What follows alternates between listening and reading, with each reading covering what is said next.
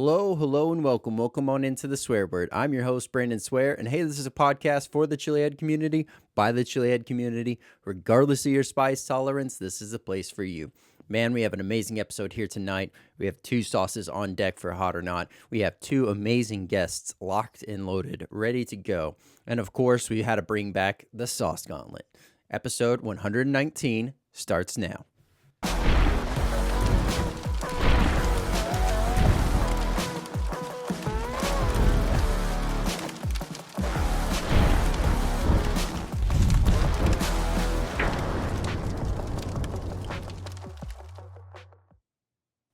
What's going on, Swear Nation? So glad to have everyone here, rocking and rolling, whether you're tuning in on YouTube, Spotify, Rumble, Apple Podcasts. Thank you so much for being here and making this show what it is. Continue to share this out with other like-minded chili heads or individuals that are just curious about the world of hot, because this is where you can find everything to do with the world of hot. So, up tonight, we have two sauces on deck. We're going to be diving into those on Hot or Not. Those are from Big Red's Hot Sauce.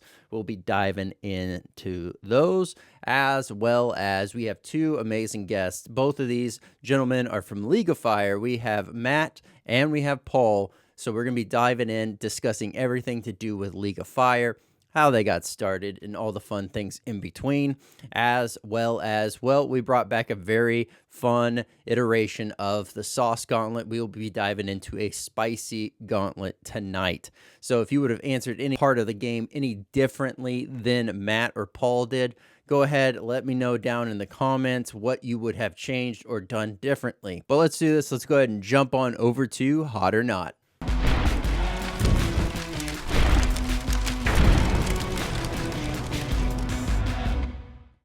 Welcome on into Hot or Not. Up tonight, we have two products on deck here, so we're going to be diving into those. But as always, now with the new rundowns, you're going to get that quick hit. But to give you a quick overview of how things go, I don't do a 1 out of 10. I do a 1 out of 5. That is based off of 5 different categories. Those categories are heat, aroma, flavor, versatility, burn. Add those up, average them out, and that gives us our total swear word rating. I also don't like to read the ingredients ahead of time. I like to let my taste buds do the exploration, and then we find out together what those ingredients are.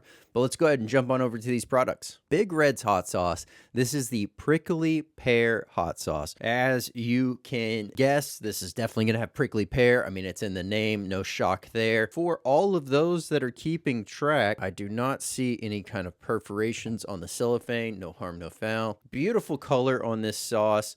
Almost a orangish brown going, beautiful aroma, almost a note. So there's definitely a slight sweetness, but there's also a note of what smells like maybe some tomato. Definitely picking up a citrus note. Maybe that's a little bit of garlic, but all in all, absolutely beautiful smell, beautiful aroma, and that flow is absolutely amazing. Cheers. Wow. Right off the bat, beautiful, savory, smooth, sweet, all hitting right at once. You get that prickly pear taste, that beautiful prickly pear taste. What tastes like maybe a little bit of tomato going on, picking up some maybe onion, garlic, a little bit of citrus. Stinging effect is going on the tongue. So I'm going to go ahead and take a guess that that's probably going to be habanero in this sauce. Very manageable heat, overall flavor that is just so explosive. I am salivating like crazy off of this one here. You are getting it more on the back of the mouth, really the back of the tongue, and then that starts to fade away. As that fades away, you're getting a little bit on the back of the throat, nothing too crazy, nothing in the chest, nothing in the stomach. If you're just starting out, moderation is key. Pairing this with food is also going to kind of decrease the overall delivery of the heat and burn on this one that you're going to be able to use and enjoy. I can see this thing going great with any kind of burgers or sandwiches, pizza as well. Now, the only thing I wouldn't use this on is going to be a dessert, not geared towards a dessert, so no harm, no foul there. If you're just starting out, this is going to be definitely warm for you, but you're going to be able to find comfortable ways to use this. Remember, using a little bit at a time to find out where it starts to become a little bit too much. If you are constantly working on your own personal best, medium, some might even say a mild, if, depending on where your tolerance is at. So ingredients for Big Red's hot sauce. This is the prickly pear sauce, prickly pear syrup, water, habanero peppers, tomato paste, brown sugar, lemon juice, apple cider vinegar, garlic powder, onion powder, sea salt, rosemary powder, organic chia seed powder. All right, here we go. Heat coming in at 2.8, aroma of 3.65, flavor of 3.78, versatility of a 4, burn of a 3, with a total swear word rating of 3.45. There we go. Another amazing sauce. This one here is from Big Red's hot sauce. This is the prickly pear sauce. Well, let's go ahead and jump on over to the next sauce. This is the Three Kings hot sauce. I understand this is going to be one of his hotter offerings, so looking forward to jumping into that one as well for that reason. Go ahead and give this one a good shake. For those that are keeping track, no, there is no perforation on this cellophane. No worries, no harm, no foul. Beautiful color on this, nice dark brown. You got some specks of what look like seasoning, maybe some black pepper going on in there. Nice, thick sauce. Should be packing some nice heat. So beautiful aroma right off the bat. Definitely picking up the peppers. Maybe that's some garlic going on in there. Mostly a pepper aroma coming forward. However, it does not smell like just pepper mash in that sense, right? And we'll get the pour going. As you can see, a very nice hold on that. Once it gets going, it gets going. Wanted to slosh that around, get it fully coated on the mouth, the tongue, the gums, and absolutely phenomenal. Right as I was about to take that bite, a note that I picked up, which was confirmed whenever I was eating it, is there's a smoky aroma to this. It's not super in your face, but it definitely adds a nice level of complexities, kind of like an earthy, maybe that's a coffee note. There's like a depth of complexity to this. You're picking up some nice citrus cut. That might be some onions, that might be some carrots, that might be something like that, some bell pepper, something in that nature that's giving it that depth, that body, because the Superhots that are in here singing through in a flavor profile. But interestingly enough, the immediate punch from this is much more reserved than what I was expecting. Definitely hot.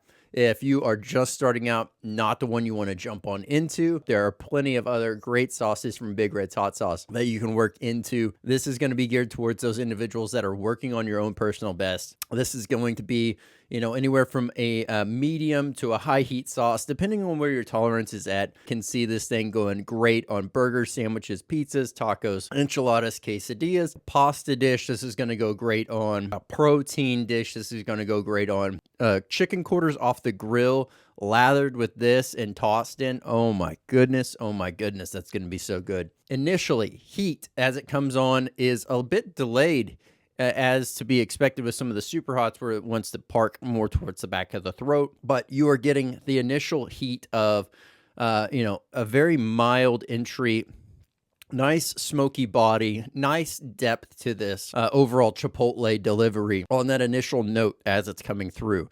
It is just this great complexities that are going on.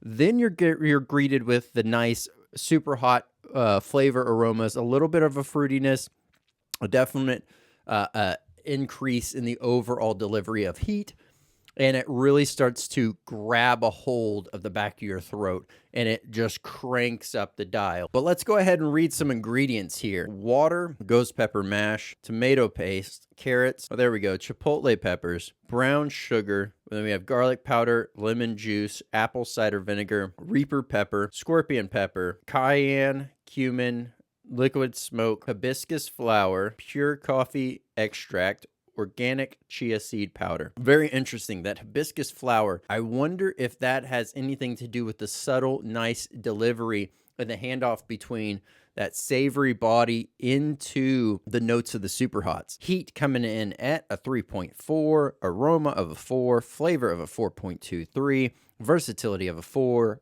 burn of a 3.86, and a total swear word rating of 3.9. There we go. Another amazing sauce. This one here is from Big Red's hot sauce. That is Three Kings.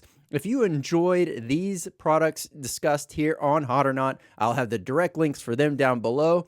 as well as a link to the main site so you can check out the full lineup of amazing products from Big Red's Hot Sauce. But let's do this. Let's go ahead and jump on over to the interview.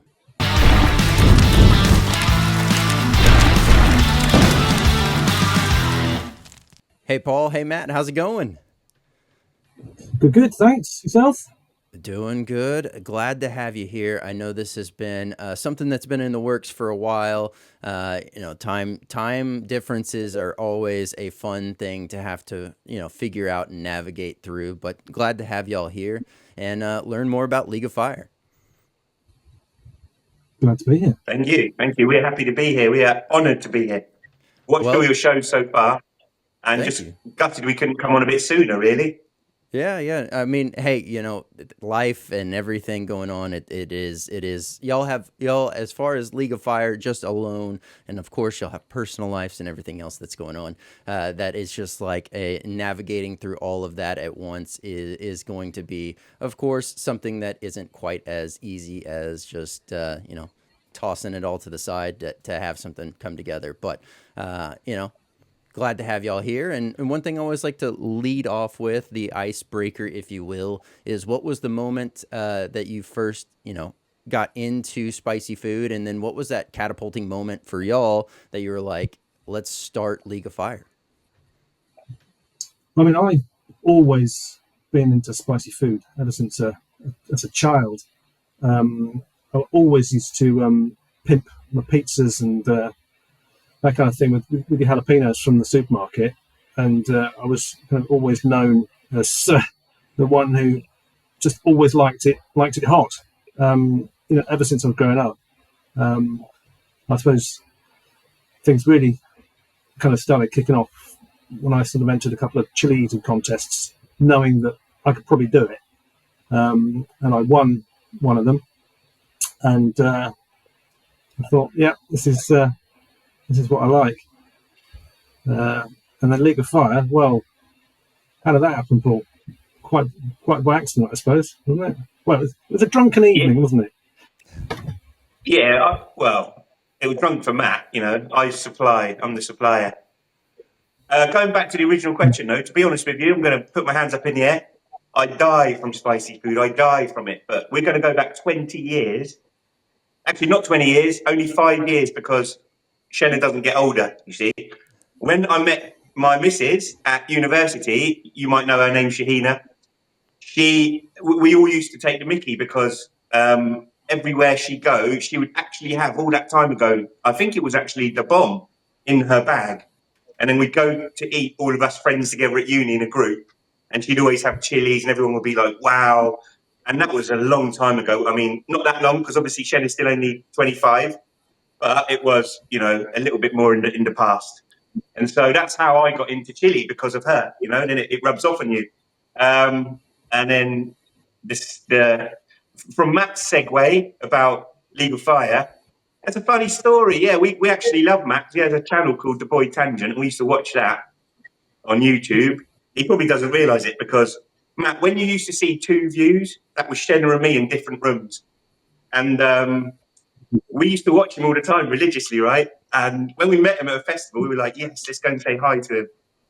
And then Matt, being the the guy that he is, he tried to beat Shen in a chili eating contest.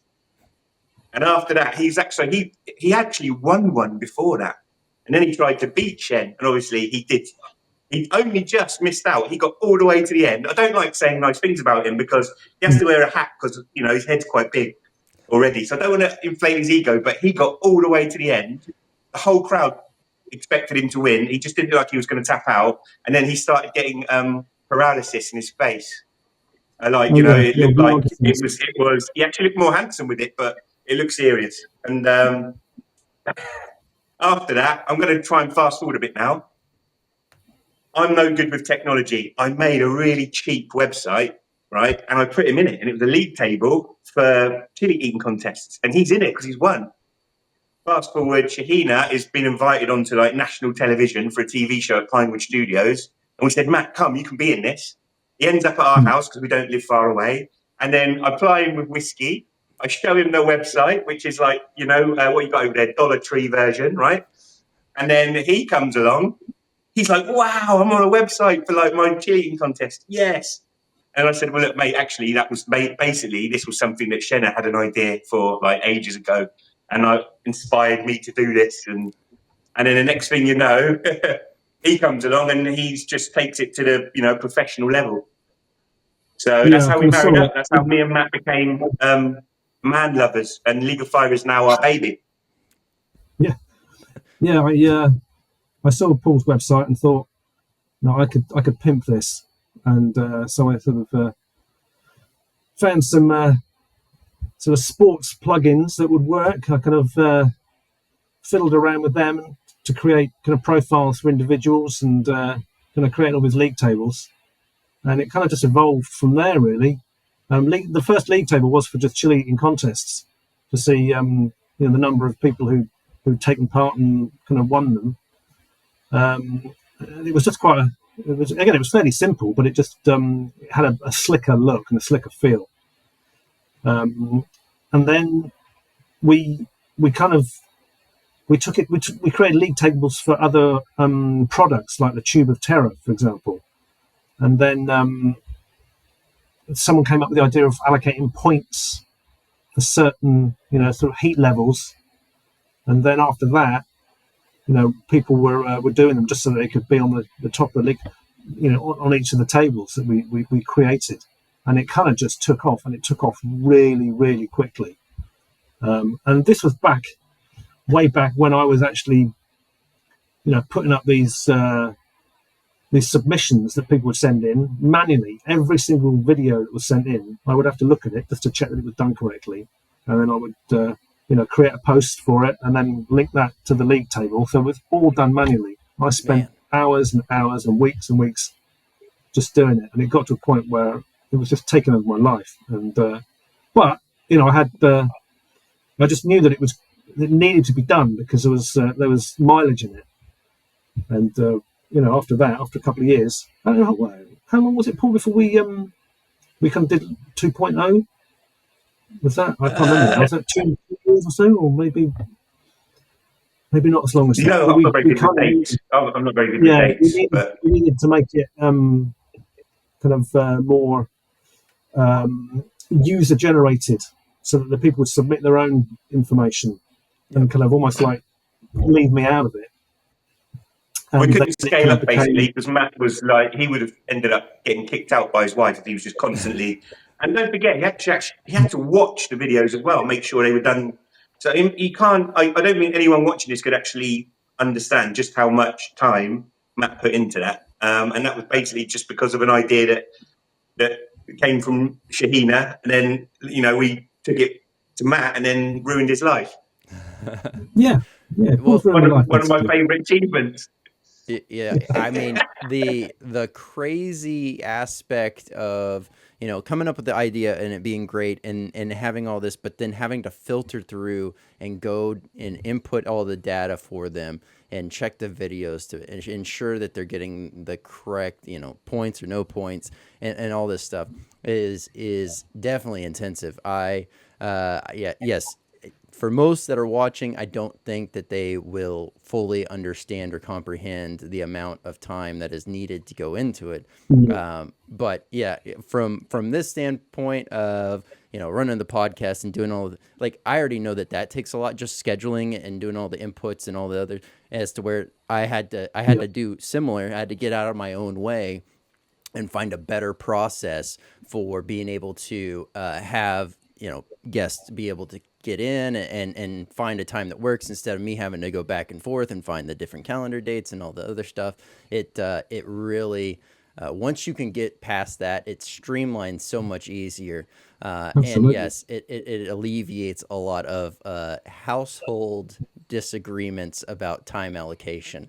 So it's always fun to see how that goes. But I guess on two other things that y'all had mentioned, as pepper competitions before League of Fire really were, before League of Fire got started, pepper competitions as a whole, the ones that I can recall, at least around here in Texas, have never been, very grandiose. It's mostly like jalapeno and maybe a habanero, and it's kind of like flirting in those realms, right? Nothing super extreme, nothing super out there. But I guess for a question for y'all on that is, what was the caliber like of pepper competitions before League of Fire?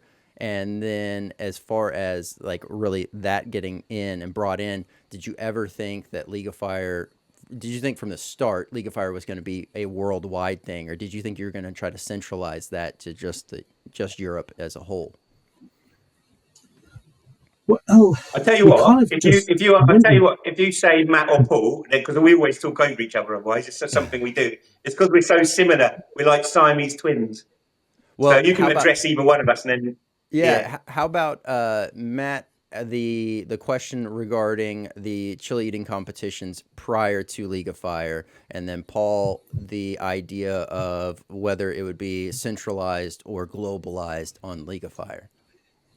well, the contest that I took part in, the format is kind of similar to what it is now. You start mild, and then you kind of work your way up to hot and super hot.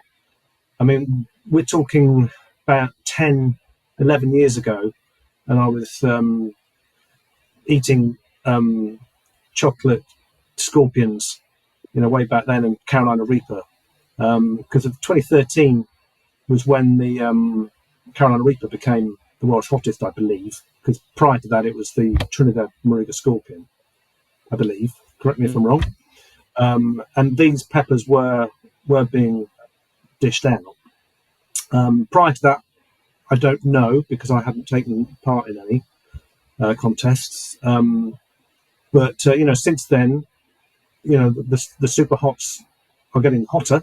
That's for sure. You've got your Dragon's Breath, the UK pepper, the Armageddon pepper, another UK pepper that is has been doing the rounds. So they're happening. Obviously, the ghost pepper was your staple super hot. If you get to Scotch bonnet, and I think if you get the Scotch bonnet in the contest, then that's you've got to be hats off. And if you go past that, then it's that's when you're getting into the bigger leagues for sure. And that's kind of where we kind of had to separate kind of regular contests with the kind of the belt match contest, which kind of became a thing, didn't they, Paul? Because that Yeah, I think so. I mean, all the contests before that, I think that you never really knew if you were going to be in a difficult contest or not. Like the one that Matt won was probably the easiest chili eating contest on the planet ever in the whole universe. And I remember there was like a 7-year-old child that came second, so it was easy. But the point is, like, even back then, right? Imagine like a boxer, okay, and they go to Mexico and fight on the underground circuit, and there's people around the edges. You can picture the scene, right? I think that's kind of what Shenna went through, because there was so many. It was like we always say, it's kind of divine the way that she won so many, because she could have lost half of those. They would there's always a guy in the audience who had like 2 kids watching him, and they were like, "Daddy, Daddy," and he just wouldn't quit, and just to let this little lady beat her, and it was kind of weird the way it happened. And so what we did, obviously, we realised, that those contests, yeah, they're fun and everything, but now you could actually take it to another level. And as you've seen, you've been in like one of the most brutal, I think, due to the fact that our American ambassador, Jiff, was in charge that day, and he's a bit of a sadist, I think. That was probably one of the most brutal road matches that we've ever had. That was crazy. And I think you came second in that one, didn't you? Yeah. And that was only speed, so you didn't really come second. I mean, that was like I always say it's a bit like a penalty shootout in the football, the soccer ball. Yep. You never really feel like the person that loses a penalty shootout is really a loser. So my hat comes off. Matt, use your hat. Comes off to him for that. Unbelievable. But so you see where we're going with this. Now we're kind of at a level where there's kind of a semi-professional kind of, because there's no money in it yet. Yep. We're ahead of the curve. And I think going back to your original point there, like local, global, taking it to that level. I mean, just try and imagine if you went on, what do you have in America? Is it called Shark Den? Yeah. Over here we've got Dragon's Den. We call it Dragon's Den. Imagine if you went in there and spoke to those investors and said, look, I want to get money for this idea, chili eating as a professional sport. One day we want to apply to be in the Olympics. they'd probably laugh at you, and you go viral for like they're all taking the biscuit out of you. Do you know what I mean? So Yep. here we are, 6 years later, and I think we're actually getting there, because now people around the world are like calling us to like fly to their events and arrange it all for them, and try and build it up. And there's people training, like a great example is the guy in Africa who won the African belt. This guy, right, loves peppers, and I think, right, he's a professional chili eater. This guy, he knows all about them, and he's eating all the time. He's training. It's like if you're going to be a bodybuilder, you're training, aren't you? You're pumping away. So I think that's basically, a quick way of saying like how it's all sort of evolved, and it's quite organic. Yep. Yeah. The way that it's approached and the mindset, really, ultimately, the first core building block is mindset. And if you can break past the mindset, the rest just will naturally come as long as you stick with it. And yeah, it's one of those things that the mass majority they can't get past that initial start point of the mindset change, to be able to jump into the deeper waters. We'll put it that way. So yeah, no, I think it's great. I love the overall growth, the iterations of change that have been able to happen throughout, not only just the chili head community, but seeing now more of the overall normal masses that aren't maybe educated with what really goes on, starting to see these events happen, and they might just be there for whatever the market or the festival that's going on, and then they catch a glimpse of what's going on stage, and all of a sudden, I mean, it even happened. I saw it happen live in front of me while doing that pepper competition. The amount of people that were just walking by, and they're like, well, what's this? And then they just come sit down, and next thing you know, they're glued, and they're just waiting and watching the whole time. And so much so that it was like afterwards, people coming up and talking to me, and they're like, I've never seen anything like this before. And so, I mean, it's great to see it growing, and definitely look forward to watching it continue to grow. Now, I guess from that standpoint, we've talked about it's not just centralized; it is now taking place globally. Little bit of a loaded question here, but for either of y'all, whoever travels, I guess, more to these competitions, Matt probably has more firsthand experience of the peppers, but have you noticed a generalized area? We don't have to get very fine-tuned here, but a generalized country that tends to have screaming hot peppers over another? Paul, what would you say? Because we had some really, really scorching ones in Rieti last year, didn't we? I think Italy. Yeah, I think there's something about Italy. They're everywhere. They're early in the year. They're everywhere, and they're hot. I've had like a little sliver of some pepper, and I don't even remember the name of it, because the other thing is, I get the impression that there are growers there who they accidentally grow peppers, like they're unknown. Then there's no name. They might start off with a name, and a few years later they've all cross-pollinated, and there's so many sort of UFOs, I suppose you could call them. Like Yep. I know that the world's hottest pepper's probably out there in someone's garden in Italy somewhere. There's something about Italy, and also the chili eaters in Italy. One of the toughest chili eaters I've ever seen is Arturo, Mr. Spicy, Arturo Rencricker. This guy, he just doesn't feel pain. He's kind of takes a back seat now, and he helps us a lot with our organisation. They've got some crazy chili eaters there, Carmelo, and obviously Jack Pepper's the number one. And this guy, you've only just narrowly lost out on the world title a couple of times in the old penalty shootout, as the speed rounds. Yep. Definitely, I think for me at the moment, that's probably right up there. And I know that I remember speaking to Troy Primo, who I consider to be like Gandalf of chili peppers. He's got unbelievable knowledge. And he was telling me, that the peppers that grow later in the year might be a bit hotter than the ones that grow earlier in the year, and there's all these different variables. And I just think that when you think about everything all together, you're probably right, Matt.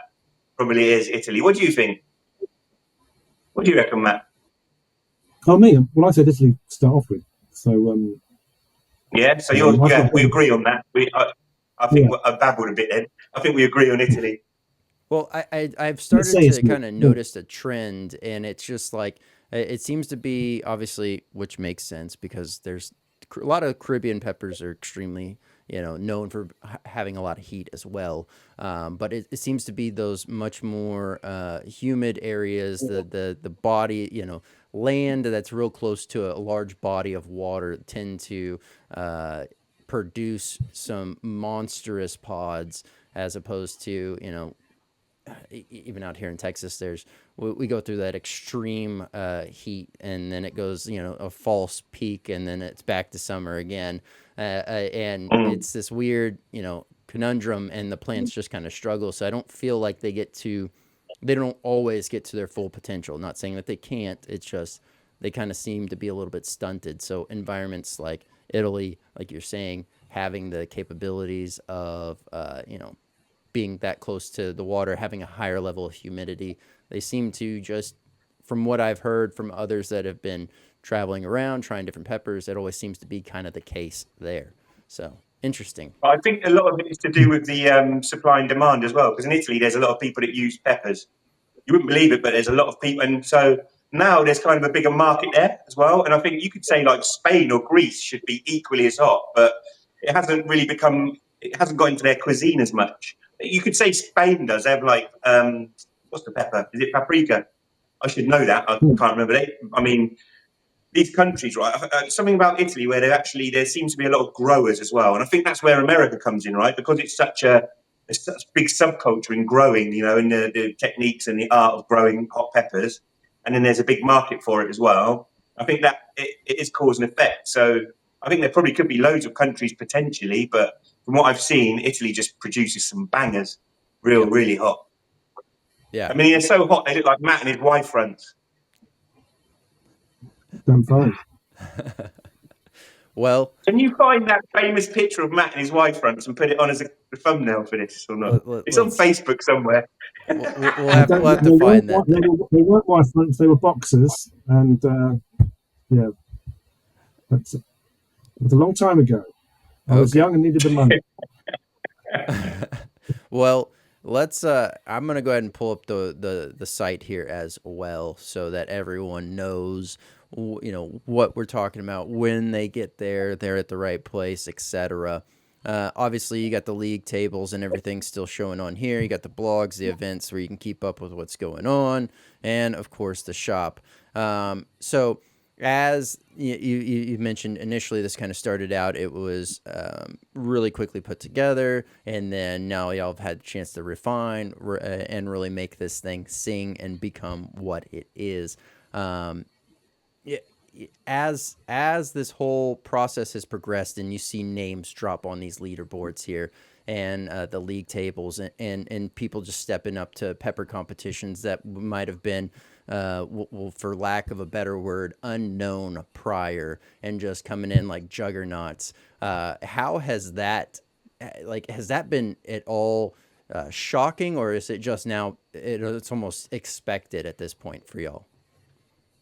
Well, I would say you never know what might happen. I mean, Stephen Kurgan is a prime example. He kind of came out of nowhere and just rose through the ranks and did some big contests. There he is. He's the world champion. You would never have heard of him 2 years ago.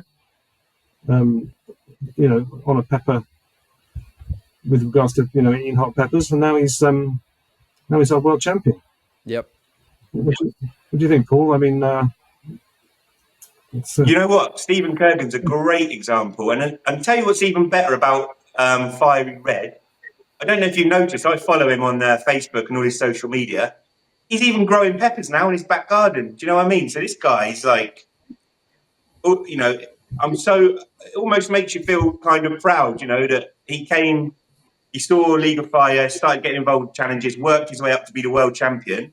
And now he's like really ingrained into the community. And I think that, he's even got like some companies sponsoring him now, which is just fantastic. Because I think moving forward, that's the key, for Chili heads to get sponsors and, try and monetize. I mean, that's one of the things I think is going to help us all grow together.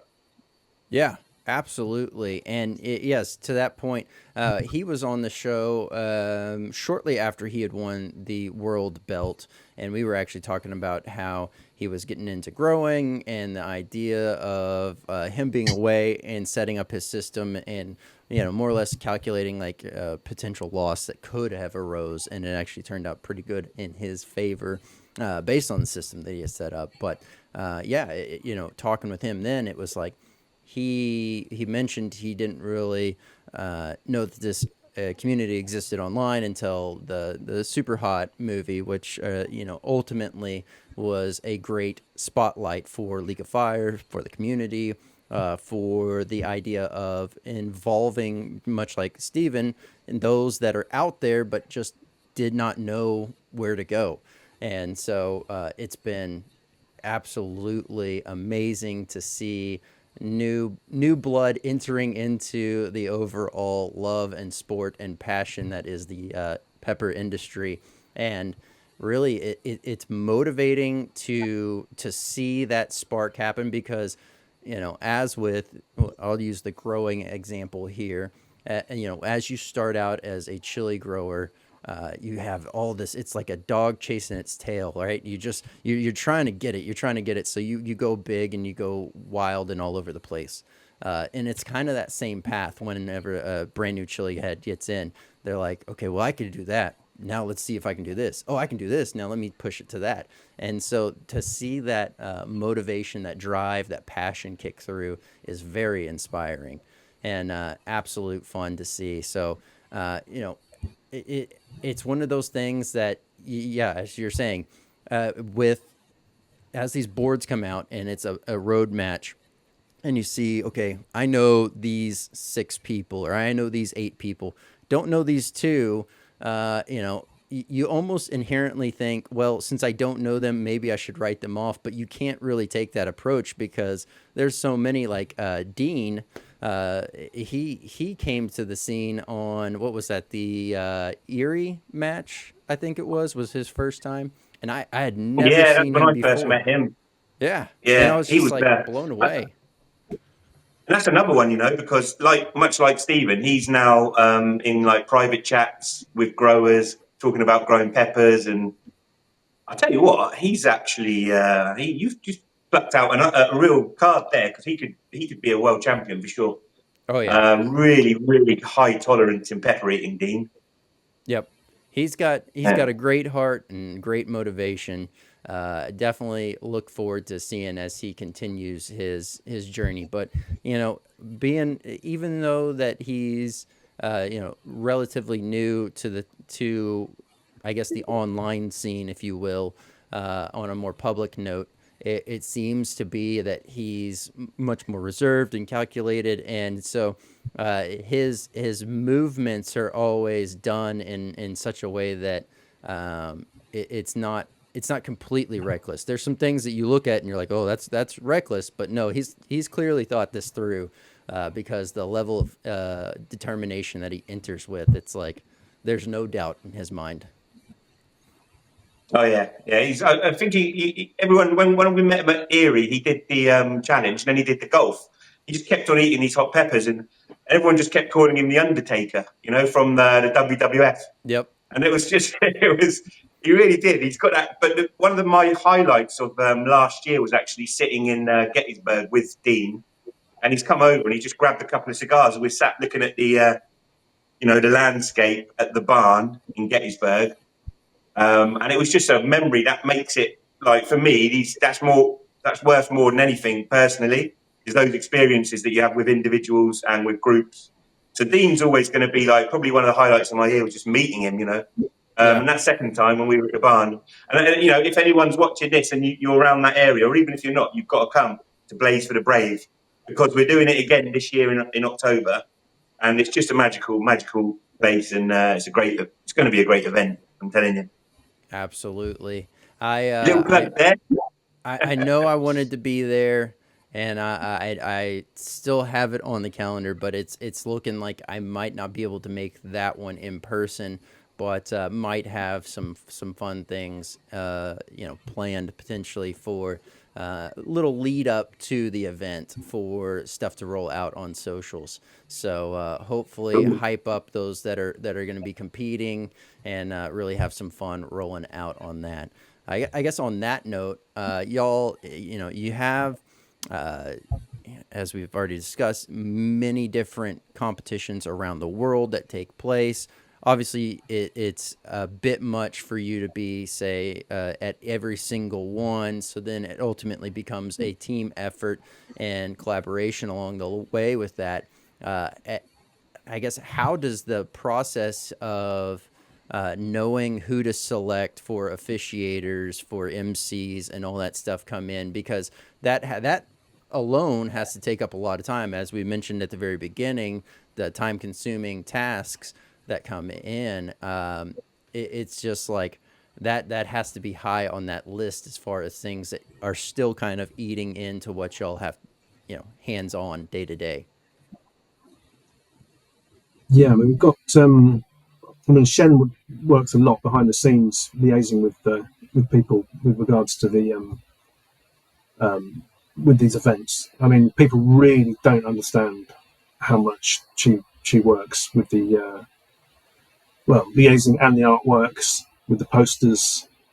We all do our bit, but Shen, she really goes for it. But yeah, choosing people to host that event. I mean, I suppose a lot of it depends on who's available, really, isn't it, Paul? And if they've got Do you enough know what? knowledge as well. Yeah, sorry, Matt. And I thought you were passing over the baton then. No, I suppose if they've got enough knowledge of the format and how it should be run. Yeah. I mean, the videos that I produce of of the events, post event, I turn an hour's worth of footage into kind of 10 minutes worth of entertainment, which is another tricky job. Absolutely. What hits the cutting room floor, you wouldn't believe. But yeah, it's getting the right people to do it, and making sure that they follow the general format, really, and making sure that at the end of the day the contestants are the stars of the show, really, isn't it? Yeah, I think that's a key thing. I mean, very often, I mean, like with the African belt match, if memory serves me correctly, I think that they actually reached out to Shahina to be there, and with that comes a League of Fire, which is great. So there's a lot. She's got a lot of credit for us in that respect, as people that kind of they've seen her story and they didn't even know about League of Fire, or I'm not quite sure. I can't remember now exactly if that was the case with Africa, but I know that they contacted her. And that happens a lot. There's a guy in the Philippines now that's just reached out. We had someone in Mexico. So we've got like lots of potential things, and just having that like an ambassador like that with a bit of, I don't know, like I don't really understand it. She's been around and been doing this for a long time. I suppose it just comes up on Google. I don't know, but all of a sudden she just gets these emails coming in, and it's like, yeah, we want to do a chili eating contest, and then she'll say, well, League of Fire's, I'm their ambassador, and we need to do a League of Fire event. So that's pretty cool, and it just, I suppose, yeah, it means what we try to do different is, like you say, with the posters and everything. No one's ever done that before, Yep. and so I feel a bit like a charlatan sitting here, because really Shenna does most of that kind of promotion. Like, she took the design to another level as well. Because when we first started, I used to just do it on my phone, and it wasn't very good. And now she's gone and taken it to another level. So yeah, she, I think Matt and me both really give her a lot of credit for all of that. Yeah, no, definitely. She does a great job with that for sure. And always blown away by the fun, playful designs that have come up, as well as just speaking to the time where I was in there, seeing myself kind of get a little bit more cartoonized to the whole thing was very fun and playful to see, because I would have never thought, even remotely to do that.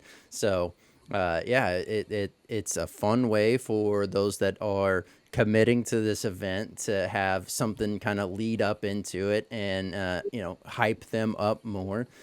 So it's overall a very, very well executed, established branding. And when I think about your actual question, then, Brandon, do you know what I think? The thing that I've seen through my own eyes is that with Shen, right? I suppose what happens with her is what I find quite pretty cool. But maybe I'm going to be biased because she's my better half. But like, there was an opportunity for her just to take the UK CQ brand and just take it like that, you know. Yep.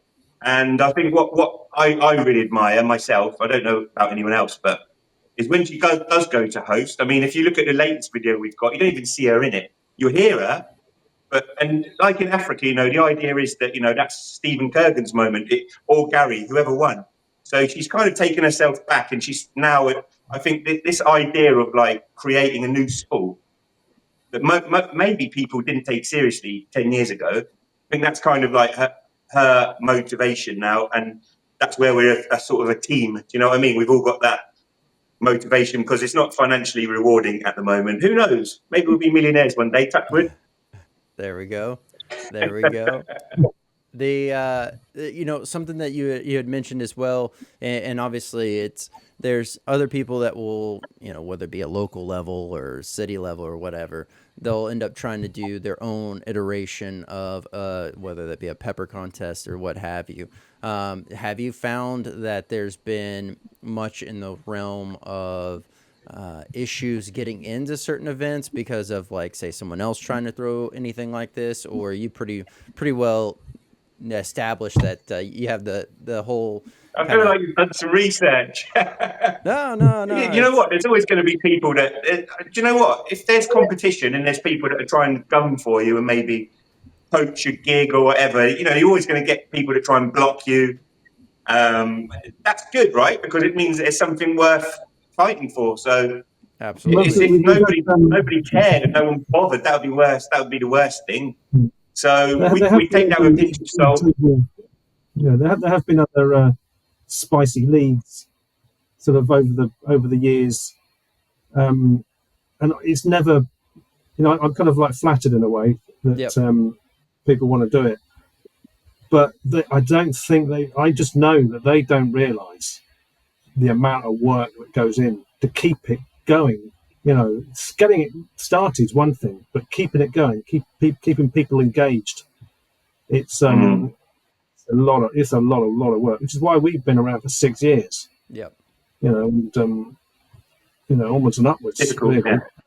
Yeah. It's like keeping a flame burning. It's not easy. Absolutely. And I tell you what, there's a lot of different characters you deal with, but yeah, honestly, it's rewarding. And like, if there was no one trying to knock you down, then you wouldn't have anything that means anything. So yep. It's all good. I'm actually quite happy about that. Yeah. Well, and that's the thing that I was going to get at, is the fact that, like, a lot seem to, you know, I say a lot, not a lot, but, you know, some come out and they'll try to do something. It doesn't matter what it is. So, you know, use this or not in that context, but it's like someone may come out trying to do the exact same thing, but as you're saying, you know, it's the test of time. It is showing up, being there, doing your thing, doing it on a very expectable, you know, very clean professional level that y'all deliver, that ends up making the difference between the two. And oftentimes a lot of the others that kind of come up to think through things tend to fade out, because at the end of the day, it's a massive commitment to make, and it's a lot of moving parts, and to be able to stick to it, do it, and continue to perfect and improve is really the true differentiating factors between the two. Yeah, agreed. Couldn't have said it better. Well, actually, I probably would have screwed that up if I tried to say that. Everyone listen to what Brandon said, what he said. You know, it's I guess in the same line, and not to get too far into it, you don't have to get, but ultimately there's always, it kind of comes with it, there's always those haters, those bad mouthers, etc., that have kind of come along the way. But y'all, I applaud you. Where I'm going at with this is I applaud y'all in the way that y'all handle these interactions online. It's always very, done in a very above the table type of situation, above brow situation, where it's like, there's not this hateful emotion. It's very clean. It's very honest. It's very truthful. And I applaud y'all for that, because there's a lot of people that just let the emotions take over, and then they blow up online, and then it's just like, it's it's a tarnishing, to put it in a Do better you know way. what? We're all human beings. It does get to you sometimes. But I've got in my garage, I've got a boxing bag, and then I've got a photo of Matt's head on it, and so I just give it a little punch now and again, and everything's fine. Sometimes a Yes. kick Oh in the yeah. ball in the. Mm. I don't know actually, just a kick Yeah. between the legs. When That's it's all it done, he is. does give it a really big hug, though. He gives it a proper big man hug at the end, doesn't Yep. Yep. Nope. Oh god. Nope. That Do you know makes. what? I'm just because that does creep. It could. There's potential to creep into negativity here, but I just want to say one final thing, right? It really isn't a big deal when you've got haters. What's happening is you're learning. Like when we did that show Superhot, there were so many people that were disingenuous, right? And they loved you for 5 minutes, and then a couple of years later, you realise who's who.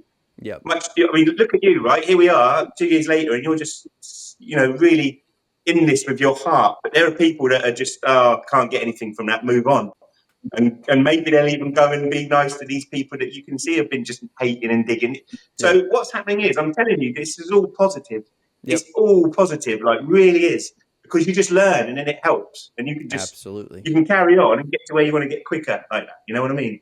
Absolutely. And it really helps to identify patterns, habits, traits that certain individuals that you may come across kind of possess that are indicative of what you've encountered in the past. And it helps as a learning curve to know, what things to engage with and what things not to. So absolutely. Yeah. And I still, as I mentioned, applaud y'all on the way that it is handled. So, but I do have a very fun game, and I wanted to get on over to that real quick.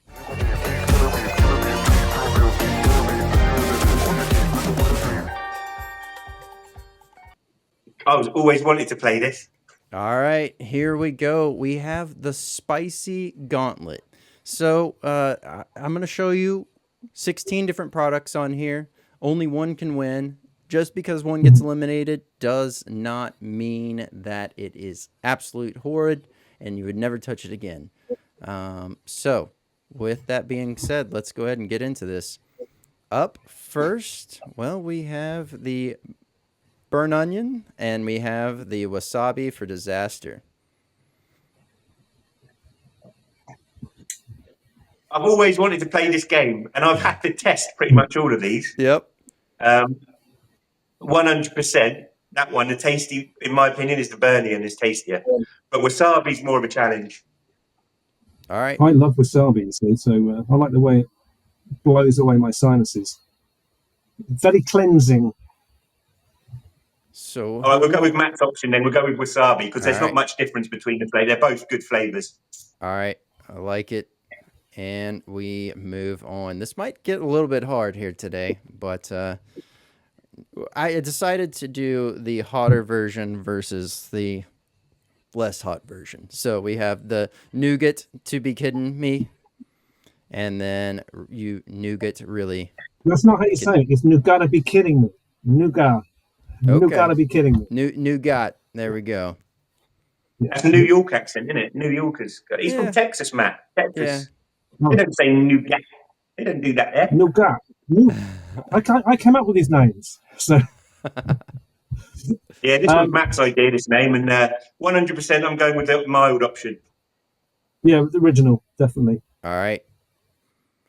They're made in Wales by Irina, and a bit of a pickles a company, and she is amazing, amazing chili producer.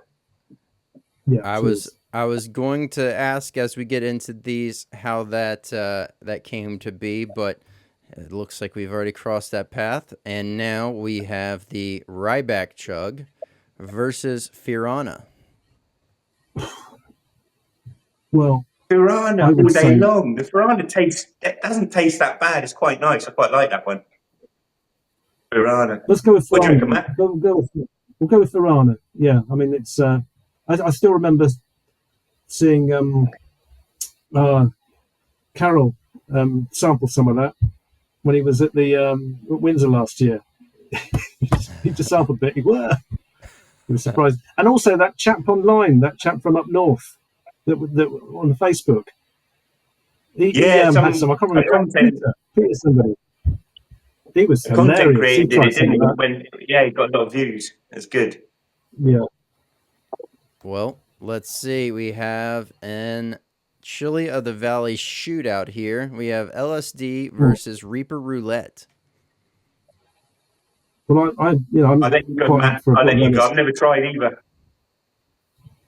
I've tried LSD. I didn't try either. These We are talk both about this. brutal, by the way. Yeah. No, let's go with LSD because why not? I'll tell you the best label that is. If you see the whole label with the guy, the way it's designed, Uh-huh. Yeah, a it's fantastic artwork on there. Chili of the Valley, Dan Reed, top bloke, top producer, another Welsh chap Well, taking over the world. I've heard amazing things about the heat delivery on both of those products. But next up, we have the Scoville Slammer versus Jack the Ripper Chug. Ooh, Oh, it's a good question. They both taste lovely. One's by who did this go with Summer? Mark Elliott from Newcastle, and then the other one's Chili Bobs. And I love them both. Both good flavours, like you said right at the beginning. This doesn't mean it's no disrespect to the one you don't choose, but the Jack Pepper one, I think, just a bit sweeter. And for me, I like that a little bit more. let's go with that. Let's go with Jack Pepper. There's still some of those available, whereas the other one's kind of a collector's item now, isn't it? Not many of those left, the Scoville Slammers. Yeah, buy. Yep. Legalfire.com/shop. There we go. Well, we have the Oh Machi God, and then we have Freak P. See, OMG. I like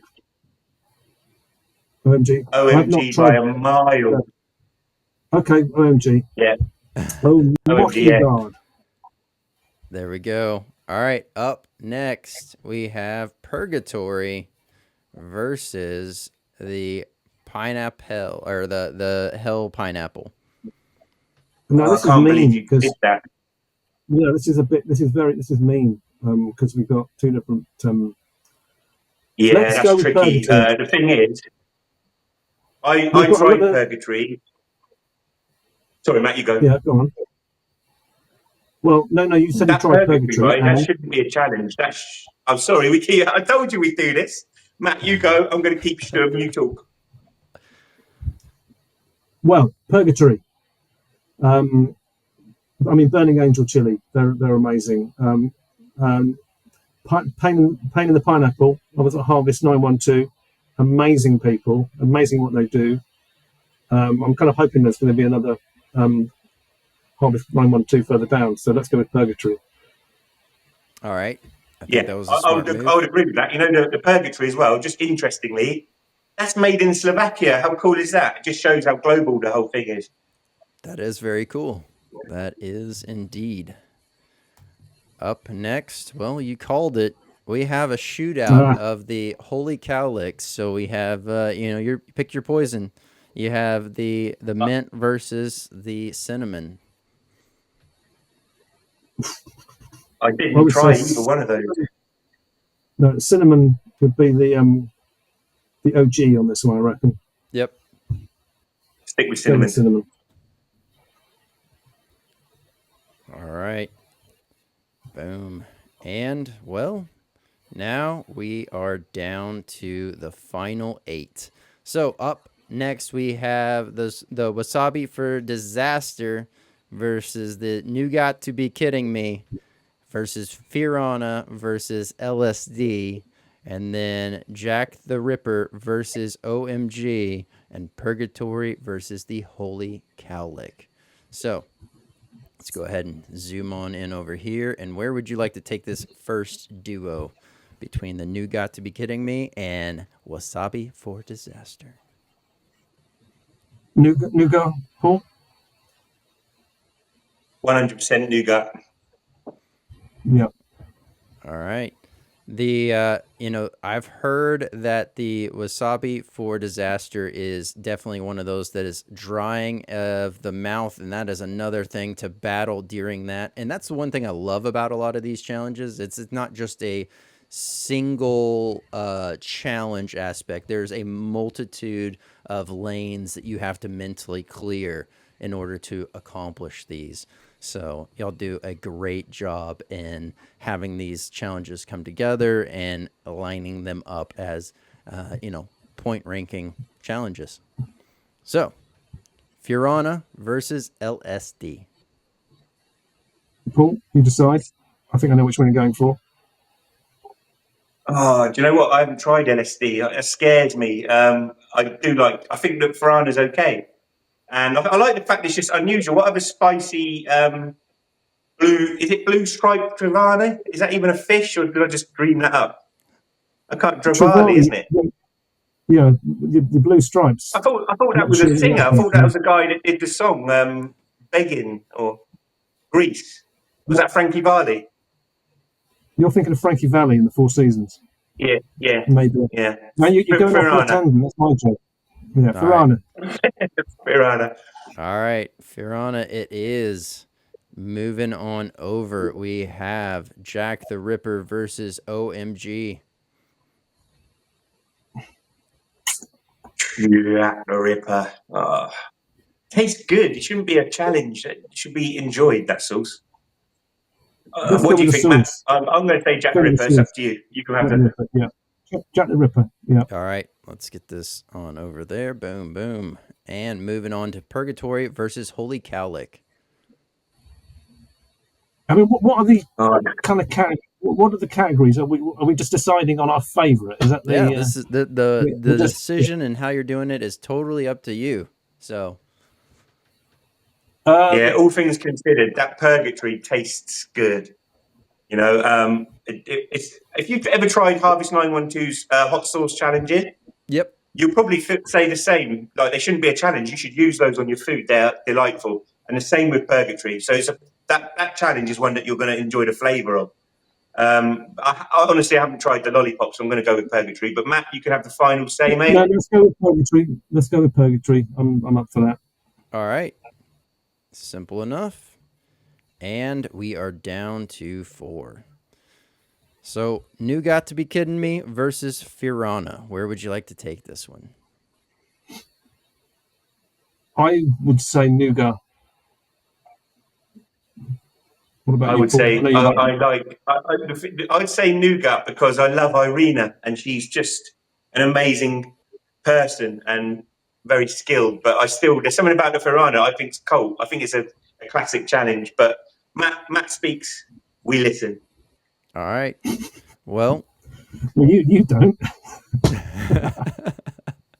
We have Jack the Ripper versus Purgatory. Purgatory, yeah. Let's go with Purgatory. Well, and then there were 2. Now is the final showdown. You Got to Be Kidding Me versus Purgatory. I mean, they're both completely different. That's the thing. You can't kind of get the Nougat, put a bit of Purgatory on it, and you're in heaven. I'm going to stick with Purgatory. I think that's just something that. Do you know what? That guy, his name's Gabriel, right, in Slovakia. He is absolutely an unbelievable hot sauce maker, that guy. Absolutely. I've only met him once. So I don't know him that well. But just his sauce is just amazing. Absolutely phenomenal. And because it's a hot sauce as well, which is more traditional, you can't have a hot sauce without chili, but you can have a nougat without chili. My answer is Purgatory, and Matt agrees with me. He's not allowed to say anything otherwise. I'm going to drive up to Christmas. There we go, Purgatory. There we go. And we have the winner, Purgatory. It is absolute amazing showdown here. What did y'all think of the Spicy Gauntlet? Yeah, I love it. I always wanted to do that. Well, I was looking through things. I was going to pull up some old challenges that have been sunset and put them in there. And I was like, no, what better way for people to get a good idea of what is available in the store than to have it in the bracket and then be able to talk about the differences as we go. So absolutely amazing job there, guys. And, ultimately now is the chance to really, I guess for y'all's nugget of knowledge, what we will talk about is just really the idea of anyone that might be curious about joining a League of Fire event. Maybe they have some hesitations. What would your nugget of knowledge be towards those individuals? Well, I would say find one that's local to you, if possible. Cut down on the air miles. Yeah, I mean, we've got an events page on our site which kind of shows where we're at with regards to the festivals that we're involved with. When you say going to an event, you mean taking part in a contest? Yes. Yeah. Well, I would say just if you've got an inkling that you might want to give it a go, then do it, because Patty, do you remember Patty was over, wasn't he, in the UK a couple of years back, and he really didn't want to take part in that contest. And in the end, we kind of said, Pat, you probably regret taking part, but you'll also regret more not taking part. And the experience of doing chili eating contests, even if you don't think you're going to get that far, you might surprise yourself. And at least you can tick it off your bucket list. Yeah. You can get it done. And honestly, it is an experience, and you never know, you might get the bug. I've done a fair few contests myself, and every time I've kind of not made it, I've got to the last couple, I'm thinking, next time I can do it. And that's when it gets you.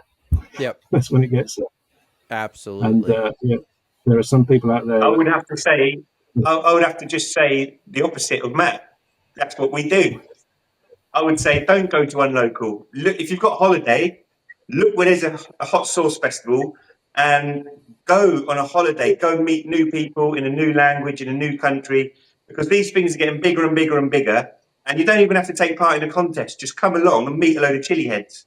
Like, really, you've got like a lot of critical masses here, and having an audience is very important. And if you enjoy the chili community, right, you don't have to be on the stage. You don't have to be the world champion. You don't have to be great at eating chilies.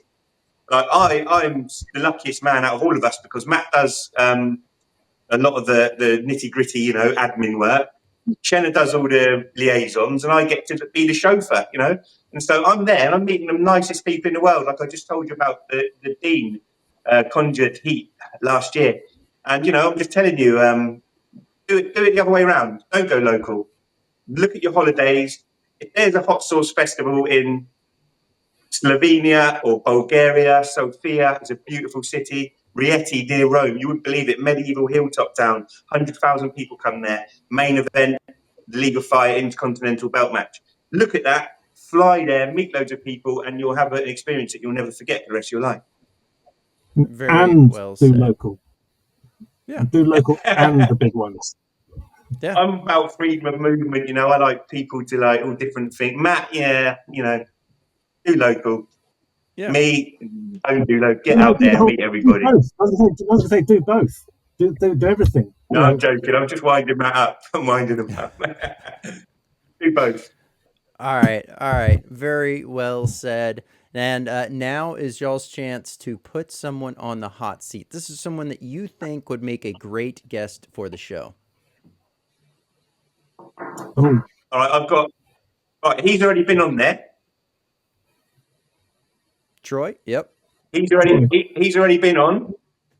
Okay. So I'm going to say either him. All right. Or him. Chico Blanco has also been on, and definitely he's headed to come back on. So Drunken Dragon, I will be reaching out and figuring out a time that works. I think also you might want to try Bean and Hot Sauce. Sorry, Bean Hot Sauce. Oh, okay. Oh, well then, yeah, he has been on here. I did not know that. I did not know that was his. So I've missed Chico Blanco and Beans Hot Sauce on here. So I'm going to go back on YouTube, look at the tab, and I'm going to watch those when I get myself some time. Yeah. Forget about Amazon, Netflix, and all those other things. Watch this instead. Yep. There we go. I was going to suggest also maybe getting the Welsh Brigade on, getting Irina and Dan Reed. Sounds like a lot of fun. Not after the way they beat us at rugby, mate. I don't know. Well, I'll be setting up a time to have him on, and definitely look forward to it. Maybe we can talk about that fun game that transpired, and find out a little bit more behind the scenes on that. But no, absolute pleasure having y'all on. I've loved being able to discuss League of Fire, where y'all have gone, how y'all have taken this thing and made it grow into what it is. Looking forward to the future of everything that y'all are able to accomplish. And I know for a fact it is just going to continue to take off. The train has already started, and there's no stopping it. It's just going to keep plowing along. So kudos to both of y'all, and thank you so much for coming on. Thank you. It's been a pleasure. Thank you very much. Thank you. And I've got to say, I just can't wait to go back to America. Absolutely. Well, most of my friends are American now because of Legal Fire. Just a shame if you're not going to be there, mate. I'd love to see you in Gettysburg. Yeah. But hopefully in 2026 we'll cross paths. Yep, I'm definitely hoping to be able to jump around and get to more events as things permit. But right now it's been a little bit of a bind. So yeah. And as far as all the social links and everything, I'll have that down below. Obviously, you have the League of Fire website, and all on pretty much all the platforms, if I'm not mistaken. Correct? That is correct. Yeah, and with Facebook's the main one. Okay. All right. Yeah. Well, there you go. You can check in your League of Fire points and challenges on the Fire Hub app. We were the first group on Fire Hub, so that's where they're at. All right. Fire Hub for checking in the overall points and uploading your videos, as well as leagueoffire.com for the breakdown of everything to do with League of Fire challenges and being able to order straight from the store. So once again, thank y'all so much. Look forward to having you back on and discussing more about League of Fire and all the great things that y'all have been able to do in the time frame as well. Thank you. Paul, Matt, thank you so much for coming on. It's been an absolute pleasure having you all on here tonight, discussing League of Fire, getting to understand how you got started, where you're going, the growth, the trajectory, everything in between. Look forward to having y'all back on. If you want to keep up with League of Fire, you want to figure out how you can submit your own, challenges to League of Fire for ranking systems, as well as pay attention to upcoming Pepper events that they may be hosting, as well as just plugging into the community, grabbing some great challenges, and trying them out for yourself. I will have the direct links down below for those, as well as if you enjoyed the products that were discussed here on Hot or Not, I will have the direct links for those down below, as well as a link to the main site so you can check out the full lineup of amazing products. And hey, don't forget, new episodes drop every Tuesday and Thursday night at 8 p.m. Central. And continue to share this out with other like-minded chiliheads or individuals that are just curious about the world of hot, because this is where you can find everything to do with the world of hot. Want to give a quick shout out for our sponsors, podvision.io. If you're looking to grow your brand, start your brand, you hit a bump in the road, you're trying to figure things out, highly recommend checking out podvision.io for all of those needs, as well as webdx.one. Maybe you have an online site, maybe you had a guy at one point, you've lost contact. Maybe it's not a great representation of you and your business. Highly recommend checking out webdx.one for all of those needs. I'm Brandon Swear, and from everything from the world of hot, this has been The Swear Word.